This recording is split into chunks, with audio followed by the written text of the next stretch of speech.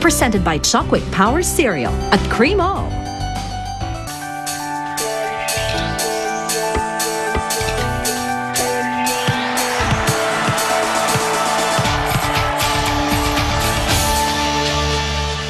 Hinalikan kayo, ma'am.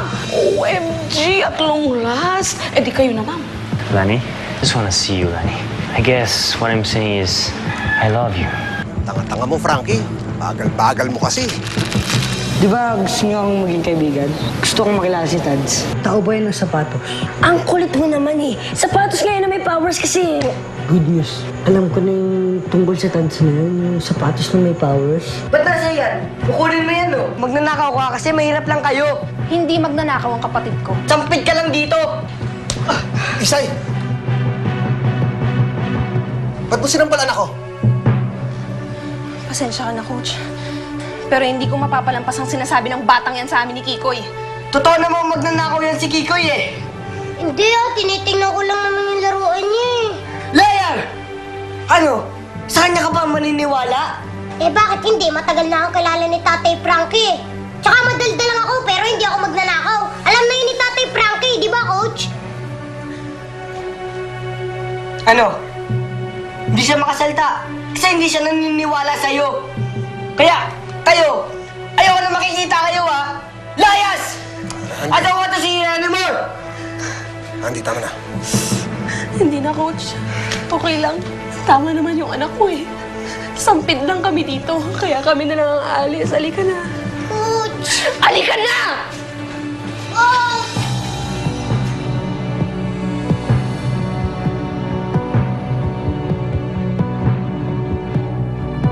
Andy, ba't mo ginawa yun? Hindi naman mukhang kukunin yung gamit mo eh. Kikoy seems like a nice kid. Tama, ate mo. Hindi magnanakaw si Kikoy.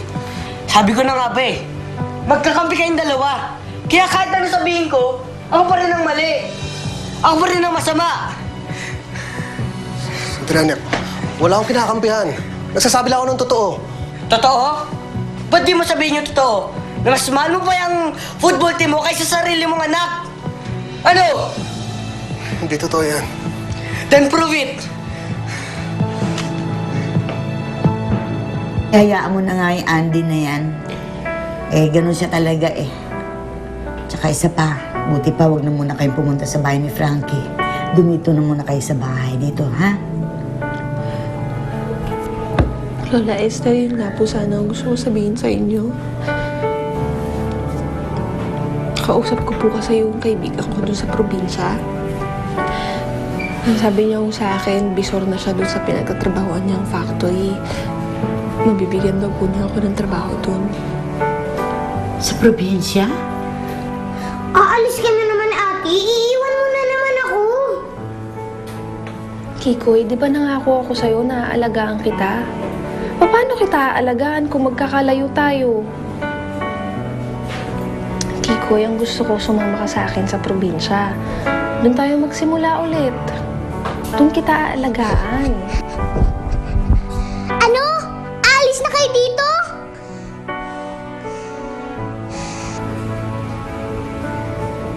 Kikoy, ayaw ko pag sumama sa akin. Hindi. Hindi ako papayag na umalis ka. Ikaw lang na ang titira kong pamilya. Di na ako papayag na magkahiwalay ulit tayo, ate. Isay, sa bagay, nakapag-desisyon na yata kayo magkapatid. Eh, hindi ko naman kayo pwedeng pigilan. Dahil naintindihan ko naman kayo. Kailan naman ang plano niyong pag-alis? Bukas ko sana. Tetang! Titang! Tetang!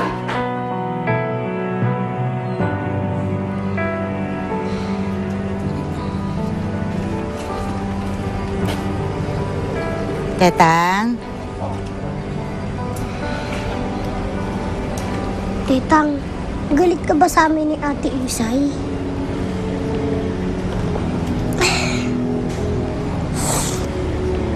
Hindi pa rin, Kikoy. Naiingit lang naman ako sa'yo eh. Kasi kahit ano mangyari, Kahit saan kayo pumunta, magkasama kayo na Ate Isay mo. Eh, ako kaya.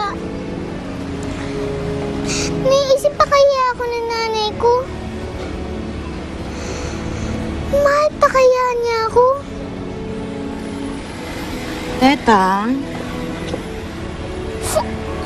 Tita, huwag ka na malungkot. Andiyan naman si Lola Esther, oh. Ang higpit-higpit ng yakap niya sa'yo. At sigurado ako, lagi ka niyang iniisip. Totoo ba yun, Lola?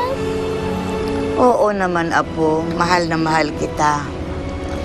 Kung hahayaan mo lang ako na ang nanay mo, ako pa ang tatay mo, ako pa ang lolo't lola mo, maski na kuya at ate mo pa. Basta wag mo lang maramdaman na walang nagmamahal sa'yo. Mahal na mahal din kita, Lola. O, Tetang, huwag ka na malungkot ha. Kahit aalis kami ni Ate Isay, andyan naman si Lola Esther, tsaka si Coach Frankie at si paring Sherwin, di ba? Narinig ko ata pangalan ko. Tsaka ano yung narinig ko na aalis ka? Sensei, naghanda ako ng pagkain para sa'yo. You should try this. This is good.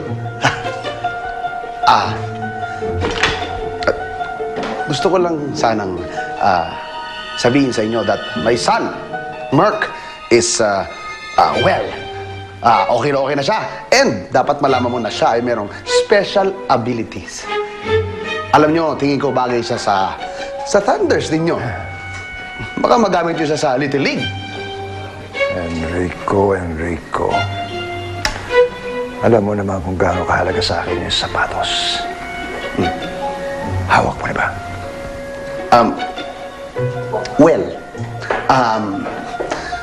Hindi pa. Pero, yung mga espiya ko, kumikilos na ngayon. As we speak.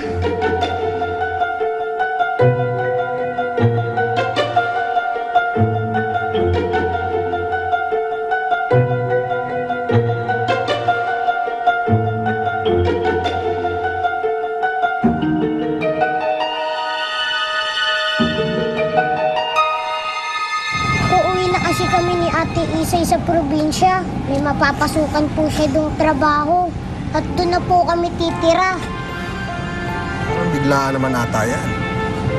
Dahil ba sa nangyari kanina? Pare, paano na to? Aalis ka na? Paano naman yung team? Ang football elites? Paano na yung pagkukumpare natin? Pare, pwede naman tayo magsulatan ha. At saka pwede naman akong dumalaw dito. At kahit mawala ako, kayo pa rin ni Maring Tetang ang the best kumpare ko at the best kumari ko. Wala pang hihigit sa iba. Promise. Diba, Coach? Football elites pa rin naman ako. Oo, Kikoy. Football elites forever. Football elites forever!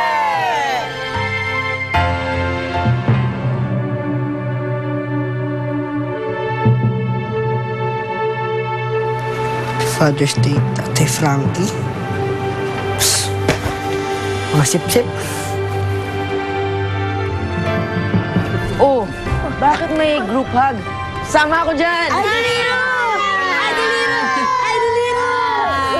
Pero si Kikoy, aalis siya sa probinsya.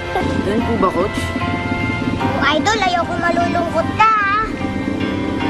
Oh, bago ka drumama, katulad ni paring Sherwin, kaya sasabihin ko na, kahit malayo ako, magkakaibigan pa rin tayo. O naman, Kikoy, basta bibisitahin ka namin doon ni Mama Lani. Di ba, Ma? Oo naman.